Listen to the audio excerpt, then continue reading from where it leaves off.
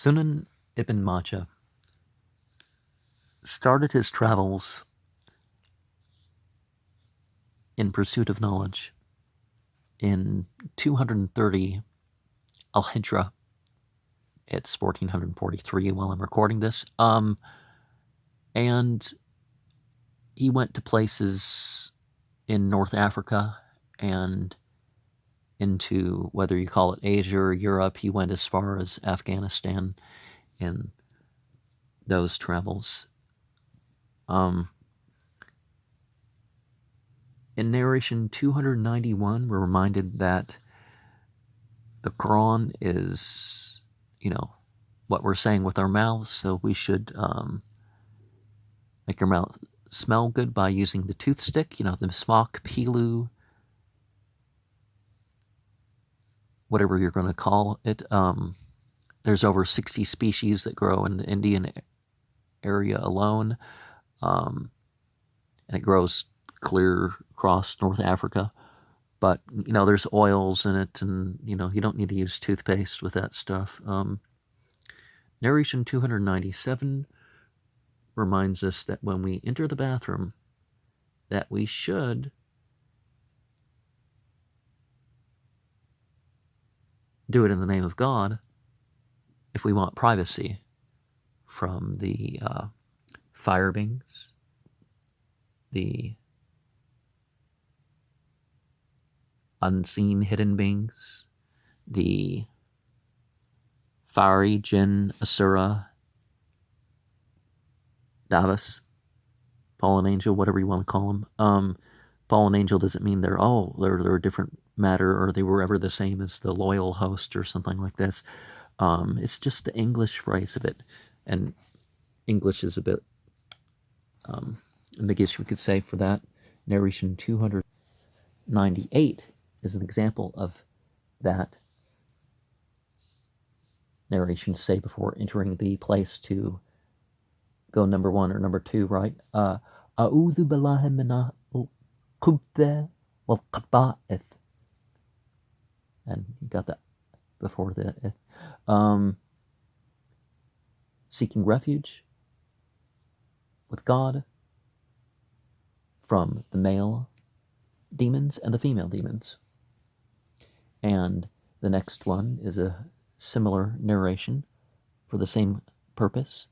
Allahumma anni a'udhu bika mina rijsal najissal al-khabithal mukbethal shaitanir rajim. That came out a little bit difficult. I'm not in the best position to speak, but so you're calling on divinity that he give you refuge from the dirty and the impure, and the male and the female demons, the al-kabethil mukbeth, and a shaitanir rajim is the accursed devil. And narration 300 is that when we leave the restroom, we seek the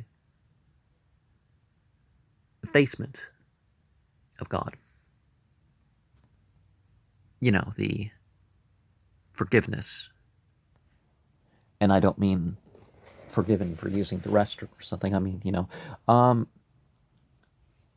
and narration 301 is another example of that.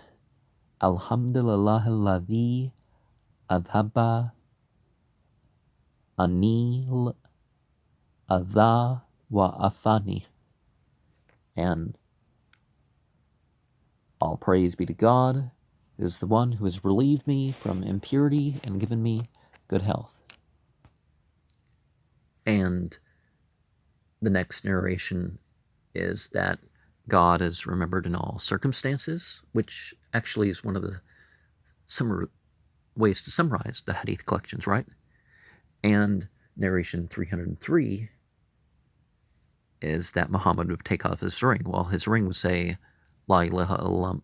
Well, it would say Muhammad or Rasulullah. Is that the ring that he took off? But yeah, you can summarize the hadith collections by the consciousness before, during, and after, examples thereof, of what's allowed, what's not allowed, and the context for revelation. Inspiration, you could say it. So, you got three types of things going on, and if you get that, you kind of